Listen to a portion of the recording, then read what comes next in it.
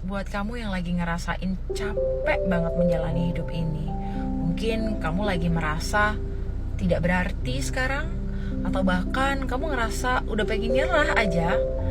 Dan meskipun pengen lagi berdiri, cuman bingung gak tahu harus ngapain. Bahkan seringkali juga pengen menyalahkan diri sendiri yang kok gak berhasil sih, kok selalu mengulang hal yang sama, kok aku gini-gini aja. Aku mau kasih tahu kalian, perjalanan spiritual atau spiritual awakening setiap orang itu berbeda-beda. Pelajaran hidup setiap orang itu juga berbeda-beda.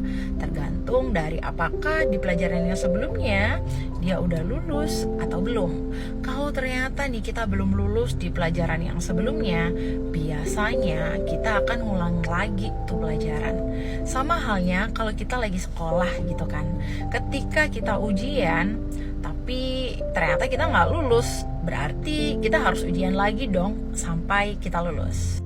Ada kabar baik dan tips dari aku untuk kamu bisa naik level di dalam kehidupan kamu.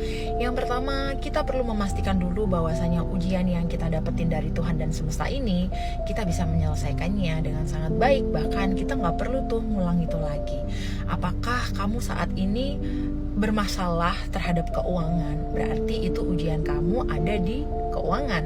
Kalau hari ini kamu bermasalah dengan perasaan, hati, cinta, berarti kamu harus belajar banyak untuk memahami bagaimana biar lulus dari ujian yang berhubungan dengan cinta. Ketika hari ini ujian kamu adalah tentang kesehatan, sesungguhnya obat itu benar-benar ada di dalam diri kita sendiri. Ucapkan niat ini dan berdoalah. Tuhan, terima kasih aku sudah tidak memerlukan pelajaran ini lagi. Aku sudah cukup belajar dari sini dan hari ini aku siap menerima berkat, aku siap menerima kebahagiaan dari sini dan aku siap menjadi pribadi yang jauh lebih hebat, lebih kuat, lebih dahsyat dari sebelumnya. Setelah kita mengungkapkan niat kita sambil berdoa, langkah selanjutnya adalah kita mulai melepaskan segala rasa sakit yang ada di dalam diri kita dengan memaafkan diri kita sendiri. Selanjutnya barulah kita mulai memikirkan segala hal dari sisi yang lebih baik. Setiap kali terjadi sesuatu di dalam hidup kita, kita kerap kali fokus pada masalah itu. Padahal ada banyak sekali jalan keluar saat kita fokus pada solusinya. Ini udah bukan menjadi rahasia umum lagi. Memang pikiran kita itu sumber kekuatan, bisa juga menjadi sumber kehancuran.